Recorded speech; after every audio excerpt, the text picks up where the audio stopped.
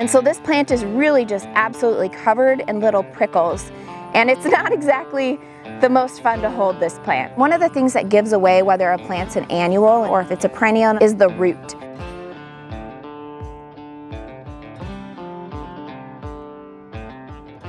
Let's talk about some native nightshades here in Oklahoma. The first one is Silverleaf Nightshade. This plant is a perennial, so it lives for multiple years. It has really long, narrow leaves. Oftentimes when you look at these leaves, they'll kind of be folded in half. And when you look at them, you'll see the really wavy edges. These leaves are typically kind of a grayish green color, and that helps them to stand out from some of the other vegetation that you might see in your pasture. Another feature of this plant is the very purple flowers that it has. So it has a very purple petals, and then the anthers, or the male part of the flower in the middle, is a real bright yellow color. Like I said, this is a perennial plant, and one of the things that gives away whether a plant's an annual and only lives for 1 year, or if it's a perennial and it lives for multiple years, is the root. When I went to pull this plant up, it's pretty difficult to pull out. And here you can see the pretty distinctive large taproot.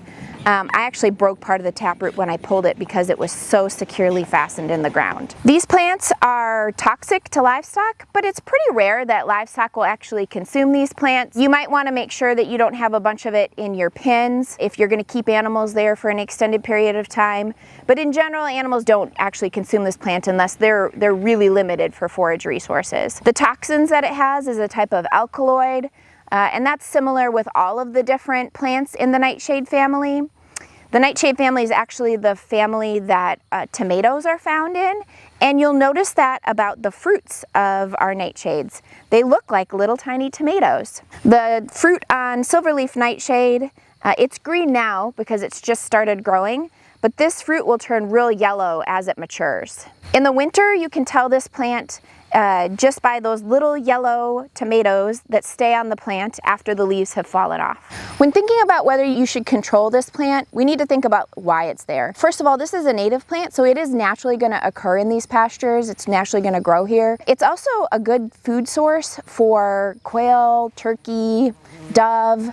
Lots of different birds are going to eat those little berries because they do persist in the winter. So we don't always want to control this plant just because it's growing in our pasture. The locations that it typically is going to grow are spots where we have some kind of disturbance. Along this road here, this ranch road, they mow this regularly. There's a lot of cattle in and out of here, so a lot of trampling and stuff that happens.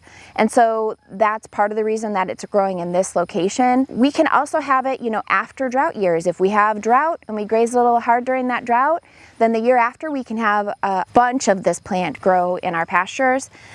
It's also just going to be more common in sites that are kind of sandy. So you're going to have a little bit more of it in those types of locations. Sometimes we do want to control it though, and if we're going to do that, one of the easiest ways is using a herbicide. You could do spot treatments, and when this plant is small, it's easiest to control it with lots of broadleaf herbicides. So 2,4-D is an effective control for this. You are going to need to use a surfactant. These leaves have a little bit of texture, a little bit of hair on them, and you want that chemical spray mix to stick to those leaves, and so you're going to need to use that surfactant to make sure that that happens. Other mixes that have fluroxapyr and triclopyr have been really effective, and you can treat the plants when they're a little bit older if you've missed that window when they're small, if you use that kind of chemical. So those are some options for controlling Silverleaf Nightshade. Another native nightshade that we have that grows here in Oklahoma is called buffalo bur.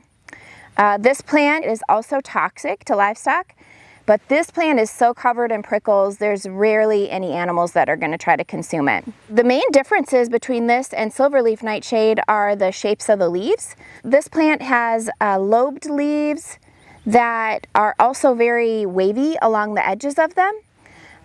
This plant stays kind of a darker green color, so it doesn't turn that really blue-green that the Silverleaf Nightshade leaves are. It also has similar shaped flowers, but the flowers on this one, the petals are yellow as well as the anthers or the male parts on this plant. So everything is kind of yellow.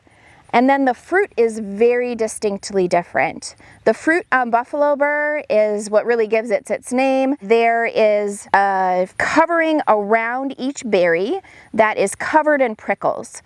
And you'll notice the prickles on both the fruit, on the stems of the plant, and also along the leaves, especially on the bottom of the leaf. And so this plant is really just absolutely covered in little prickles. And it's not exactly the most fun to hold this plant. Buffalo bur is an annual, so it completes its full life cycle within one growing season.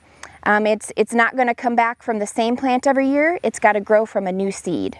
So buffalo bur is also a native to the southern Great Plains of North America, and so we don't always control this plant. There aren't a lot of wildlife species that have been identified as using this plant. We do know that some pollinators are using the flowers. If we have a lot of this plant, it might be an indicator that we've had heavy grazing in a certain area.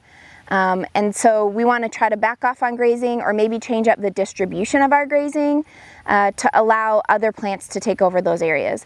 This isn't a plant that competes strongly with our native grasses. So if it's growing there, there's probably not a lot of native grass that's been allowed to grow. So there's something going on.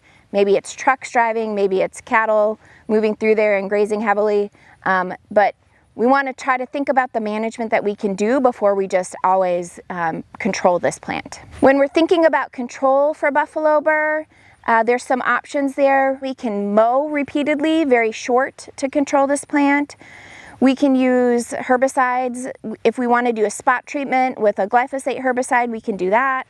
2,4-D also controls this plant really readily when it's small. Again, with this plant, we need to go ahead and use a surfactant that helps that herbicide to stay on those leaves and be effective. If the plant has gotten a little bit bigger, we can use something that has picloram and 2,4-D together to help control it as it's gotten a little bit more mature. The last native nightshade that we're going to talk about today is Carolina Horsenettle. So of the three that we've talked about, Carolina Horsenettle has the largest leaves. So these leaves are quite a bit bigger than the Silverleaf Nightshade or the buffalo bur, and they are also kind of lobed, almost like an oak leaf looking shape. They have a texture to them, so if you feel them, they're kind of rough textured. And there are little prickles, again, on the veins on the bottom side of the leaf, and also some along the stem. Not nearly as many as the buffalo bur. And then the flowers, I don't have a flower for you today, but when this does flower, it looks a lot like the Silverleaf Nightshade.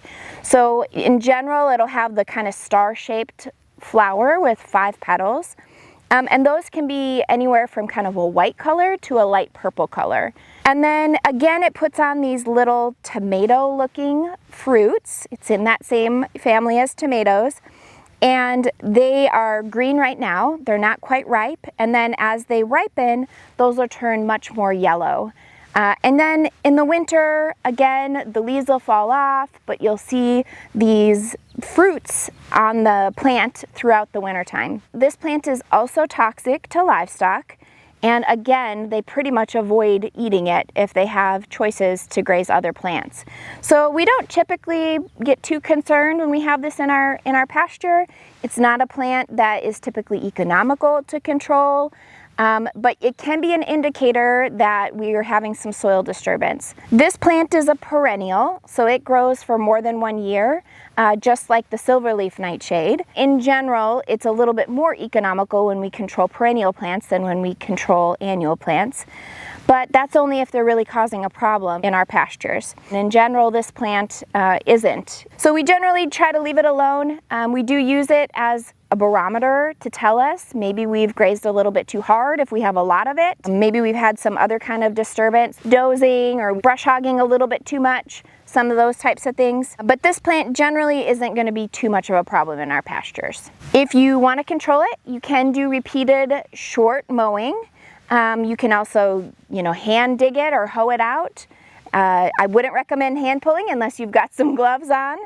And then again, we've got some herbicide options for controlling this plant. You're going to need to use a surfactant like all of the other members of the nightshade family because of that texture on the leaf. We can use products like 2,4-D when the plant is small, and then if we miss that window as the plant gets older, we might try something with picloram and 2,4-D or triclopyr and fluroxypyr. Those would all be effective as the plant gets a bit larger.